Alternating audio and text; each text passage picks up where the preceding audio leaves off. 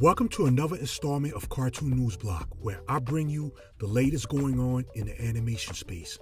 Before we get into today's headlines, please make sure to press that thumbs up if you truly like the content. Also, make sure you subscribe to the channel if you haven't done so already. These greatly help me out so I can deliver the best content that I can to you all.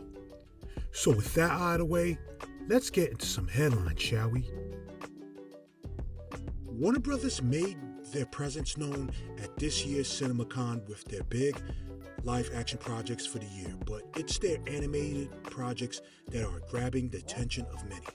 The president of Warner Bros. Animation, Bill Damaski, announced a new commitment to theatrical animation in the showcase. These projects include their new Seussiverse, an animated continuity based on the Dr. Seuss children's books. Starting with The Cat in the Hat. This one is being written and directed by Alessandro Carloni and Erica Rivinoha, and stars Bill Hader as the titular cat, Quinta Brunson, Bao Yang, and Xochitl Gomez also attached to the project. It's slated for release on March 6, 2026. Then we have Oh, the Places You'll Go. This one is being directed by John M. Chu, who previously directed the box office hit musical Wicked, and has animation veteran Jill Colton attached to the project as well. The film is being written by Rob Lieber and will have original songs by Benji Pasek and Justin Paul. It's being produced by Dr. Seuss Entertainment along with Bad Robot, and it's slated for release on March 17th, 2028. Warner Brothers had another one called Bad Fairies. This one is being animated by Locksmith Animation, and it's billed as a subversive musical comedy. The premise has a gang of deviant fairies causing trouble in modern-day London. Another musical comedy was showcased as well, Margie Claus, directed by Ben Falcone, alongside his wife, Melissa McCarthy, making her anime debut. The project was previously shelved. Both are slated to be released in 2027, July and November respectively. And out of DC Studios and Warner Bros. Animation comes Dynamic Duo. It will be a mixed media action adventure that has two Robins, Dick Grayson and Jason Todd, whom later become Nightwing and Red Hood respectively. No word on any plot details, but it is being done by Six in Idaho and the puppet animation shop Swaybox Studios. It's being written by Matthew Aldrich, who worked on Coco, and directed by Swaybox co-founder Arthur Mintz.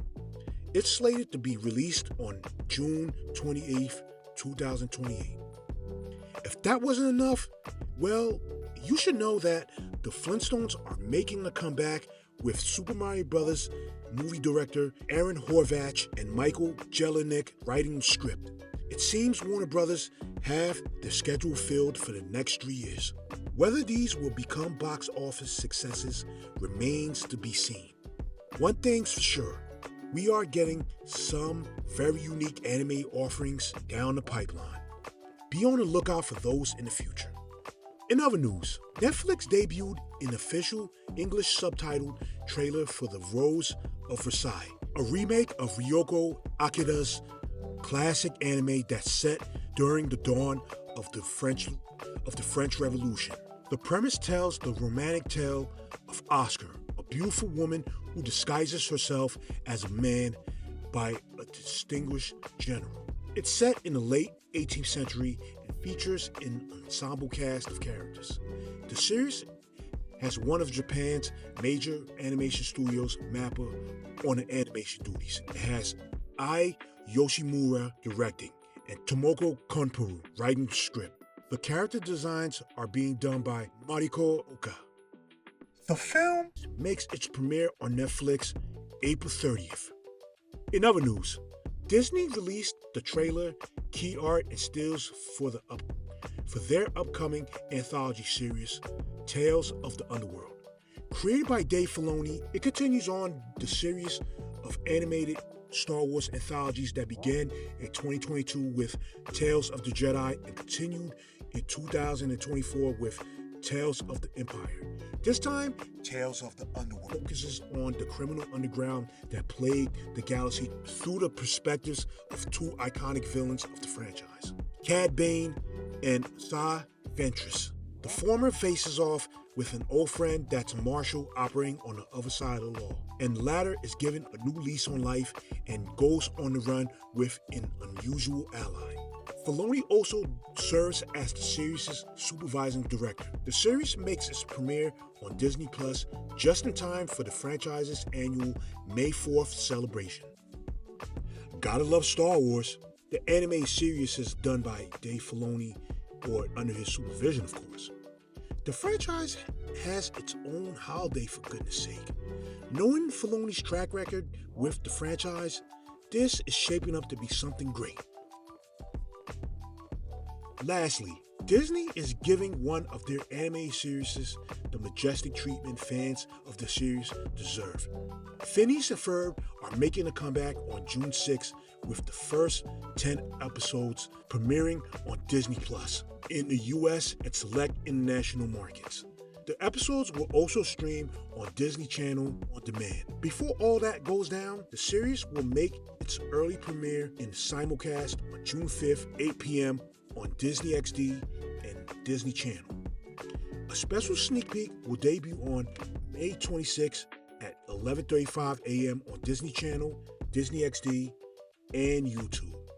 In celebration of the return of Phineas and Ferb, Disney unveiled key art and a new trailer. The new season will have Phineas and Ferb tackling another 104 days of summer. The return of the series will also have a slate of merchandise and multi-platform content, including animated shorts such as Cartoonified with Phineas and Ferb that has them interviewing real-life celebrities drawn into the series, and Agent P Undersea that has Perry the Platypus returning as Agent P, his alter ego, as he takes on a new mission to stop the vile organization Anthema. Wow, this is one of the biggest rollouts Disney has ever done for a franchise of theirs. Considering that the series is a 5-time Emmy Award winner and became the most successful animated series for kids ages 6 and 11 and teens 9 to 14, it's definitely a gamble that will pay off. Unlike that abysmal Snow White film that the studio released in theaters recently, I can presume that the revived season of Phineas and Ferb will be the hit that Disney is banking on to carry them. So, what do you think of Warner Brothers Animation's offerings for the foreseeable future? Are you planning to see any of them? Also, Star Wars and Phineas and Ferb are back. Will you watch them when they released on digital platforms? And are you a fan of both IPs? Please chime in the comments section. With that said, I would love to thank you all for watching this installment of Cartoon Newsblock. Goodbye for now.